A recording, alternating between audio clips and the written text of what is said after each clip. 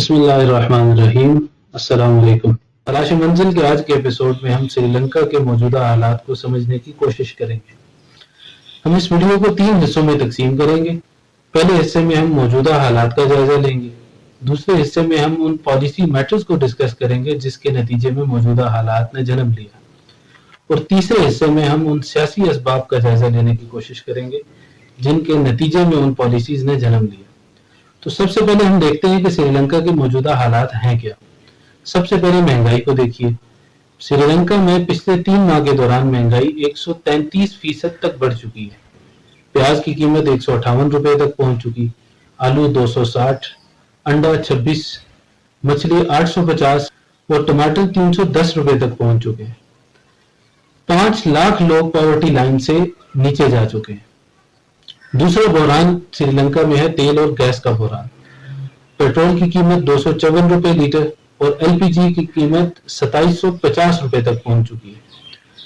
اسی طرح آپ یہ دیکھیے کہ گیس کا بحران اس حد تک شدید ہے کہ گھریلو استعمال کے لیے گیس ہفتے میں صرف 1 دن پرووائڈ کی جا رہی ہے۔ اسی طرح ایئر لائنز کو سری لنکن ایئرپورٹس پر ری فیولنگ کی اجازت دینے سے انکار کر دیا گیا ہے۔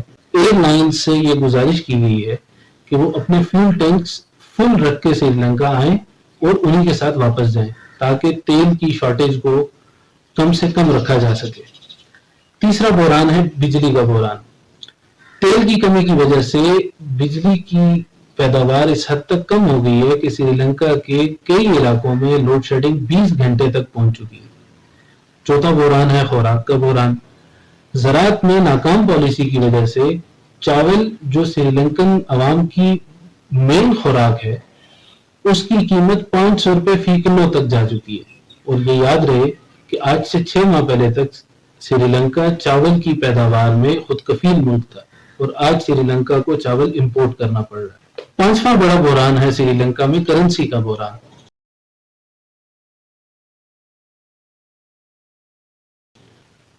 سری لنکا کے زر مبادلہ کے ذخائر 9.9 بلین ڈالرز تھے جو گر کر 2.3 بلین ڈالرز تک آ چکے ہیں۔ $1 310 سری لنکن روپے تک پہنچ چکا ہے۔ 5واں بڑا بحران کاغذ کا بحران ہے۔ ڈالر کی کمی کی وجہ سے سری لنکا کاغذ کی امپورٹ تک سے قاصر ہے جس کے نتیجے میں ملک بھر میں ہونے والے بورڈ امتحانات کینسل کر دیے گئے۔ اب چلتے ہیں اس ویڈیو کے دوسرے حصے کی جانب۔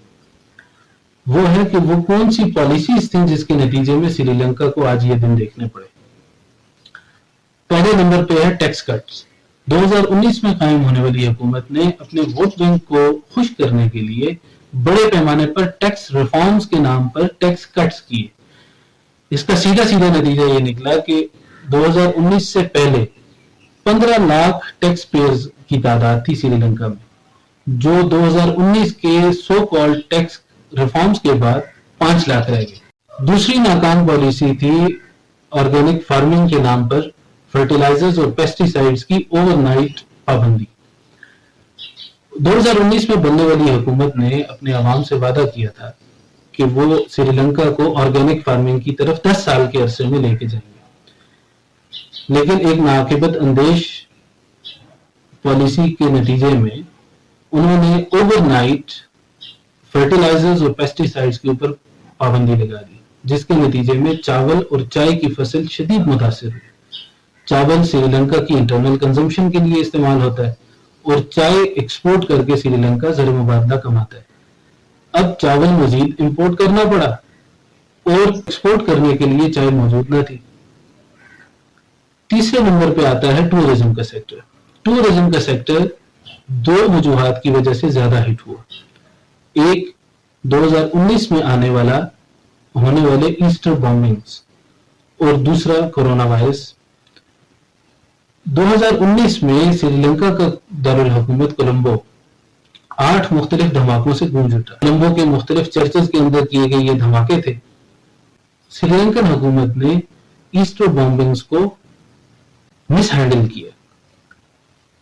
انہوں نے سارے کا سارا الزام اپنی 10% اقلیت مسلمان آبادی کے اوپر ڈال دیا اور کریک ڈاؤن سٹارٹ کر دیا، جس کے نتیجے میں ٹورزم کا سیکٹر متاثر ہوا اور سیاحوں کی تعداد میں کمی واقع ہوئی۔ دوسرے نمبر پہ آتا ہے کورونا وائرس۔ کورونا وائرس کو ہینڈل کرنے کے معاملات میں بھی سری لنکن حکومت نے کمپلیٹ لاک ڈاؤن کی پالیسی اپنائی، جس کے نتیجے میں ٹورزم جو Sri Lankan G D P کا 13% تھا، اس سیکٹر کو شدید مندی کا سامنا کرنا پڑا۔ 2019 میں مثال کے طور پہ ایسٹر بمبنگ سے پہلے سالانہ 23 لاکھ کے قریب سیاح سری لنکا کا دورہ کرتے تھے، اور 2020 میں صرف 1,70,000 سیاح سری لنکا آ سکے۔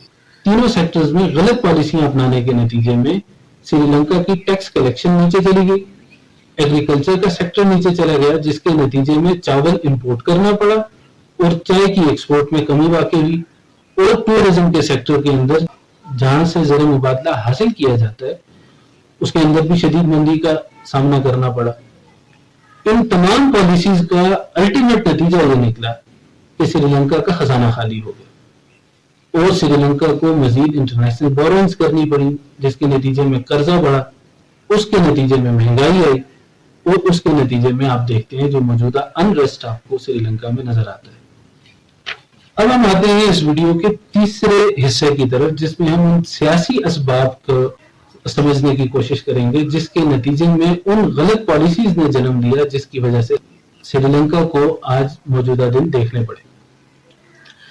سیاسی اسباب میں اگر ہم دیکھیں تو اقربا پروری، کرپشن اور concentration of power in one family، یہ 3 اسباب ہیں which contributed to the current situation۔ For example، اس کے لیے ہمیں 2005 میں جانا پڑے گا۔ 2005 میں راجہ پاکسا فیملی کے ایک فرد مہندرا راجہ پاکسا سری لنکا کے صدر منتخب ہوتے ہیں۔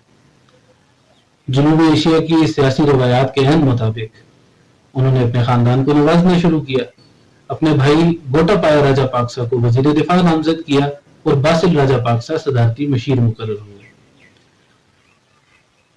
2010 میں ہونے والے انتخابات کے نتیجے میں دوبارہ مہندرا راجہ پاکسا صدر منتخب ہوئے، اپنے ایک اور بھائی چمل راجہ پاکسا کو پارلیمنٹ کا اسپیکر منتخب کروایا اور باسل راجہ پاکسا کو معیشت کے معاملات سپرد کر دیے گئے۔ 2010 سے 2015 کے ٹینیور کے دوران یہ 3 بھائی سری لنکن بجٹ کا 50% کنٹرول کر رہے تھے۔ تو جب بجٹ کا اتنا بڑا حصہ ایک ہی فیملی کنٹرول کرے گی تو پھر پالیسیز بھی، معاشی پالیسیاں بھی، ڈیولپمنٹ سے ریلیٹڈ پالیسیز بھی اپنی مرضی سے بنا۔ انہوں نے کئی یوزلیس غیر مفید پروجیکٹس کو شروع کیا، جس میں ہم مثال کے طور پہ دیکھ سکتے ہیں کولمبو کا لوٹس ٹاور۔ اس طرح کے میگا پروجیکٹس کرپشن کا ایک بہت بڑا ذریعہ ہوتے ہیں، اور ہمارے ہاں تو ویسے بھی مثل مشہور ہے کہ کھاتا ہے تو لگاتا بھی ہے۔ 2010 سے 2015 کے درمیان ہونے والی 2010 سے 2015 کے دوران ہونے والی کرپشن اور اقربا پروری کے نتیجے میں 2015 کے صدارتی انتخابات کے دوران ایک عام سری لنکن نے راجہ پاکسا فیملی کو چیلنج کرنے کا فیصلہ کیا۔ موصوف کا نام تھا مہترا پالا سریسینا، جو ایک اسکول ٹیچر کے بیٹے تھے۔ انہوں نے اقربا پروری، کرپشن اور فیملی آمریت کو الیکشن کا ایشو بنایا، اور سرپرائزنگلی وہ 2015 کا صدارتی انتخاب جیت بھی گئے۔ احتساب کا عمل شروع ہوا اور روایتی طور پر گوٹا پایا راجہ پاکسا اور باسل راجہ پاکسا ملک سے فرار ہو گئے۔ 4 سال تک احتساب کا عمل چلتا رہا۔ 2019 میں ایسٹر بم دھماکے ہوئے، جن کا ہم پہلے بھی ذکر کر چکے ہیں، جس کے نتیجے میں احتساب کے نام پہ چلنے والی حکومت کمزور ہوئی اور گوٹا پایا راجہ پاکسا دوبارہ الیکشن جیت کر پاور میں آ گئے۔ 2020 میں پارلیمانی انتخابات کے اندر مہندرا راجہ پاکسا وزیر اعظم منتخب ہو گئے۔ دلچسپ بات یہ ہے کہ 2020 کے پارلیمانی انتخابات کے بعد راجہ پاکسا فیملی کے 7 ممبران مختلف حکومتی عہدوں پر بیٹھے تھے، جن میں صدارت بھی ان کے گھر میں تھی، وزارت عظمیٰ بھی ان کے پاس تھی، اور باقی کیبنٹ پورٹ فولیوز بھی ان کے پاس تھے۔ اب 2020 آنورڈز انہوں نے جتنی بھی پالیسیز بنائی उन पॉलिसीज में इन्होंने अपने वोट बैंक को खुश करने के लिए टैक्स कट्स लगाए, इन्होंने एग्रीकल्चर के अंदर ना के बतंदेज पॉलिसी अपनाई, और इसी तरह ईस्टर बॉम्बिंग्स को भी ठीक तरह से टैकल नहीं किया, और कोरोना वायरस के अंदर भी कंप्लीट लॉकडाउन की पॉलिसी रखी, जिसके नतीजे में हम देखते हैं कि श्रीलंका को आज मौजूदा दिन देखने पड़े। सियासी असबाब में अगर हम देखें तो अकरबा परवरी, करप्शन और concentration of power in one family, ये 3 असबाब हैं which contributed to the current situation। Sri Lanka के इस एपिसोड से हम ये सबक सीख सकते हैं कि जब एक ही खानदान सियासी तौर पर इस हद तक मजबूत हो जाए कि उस पर तनकीद करने की गुंजाइश न रहे, जिसको हम अंग्रेजी में कंसंट्रेशन ऑफ पावर कहते हैं, वो अगर एक फैमिली के अंदर हो और वही फैमिली उस मुल्क की मईशत और सियासत के स्याह सफेद की मालिक हो, तो फिर ऐसी ही पॉलिसियां जन्म लेती हैं, और ऐसी ही पॉलिसियों के नतीजे में इसी तरह के बहरान जन्म लेते हैं। जैसे वो अंग्रेजी में कहा जाता है कि power corrupts, absolute power corrupts absolutely. शुक्रिया।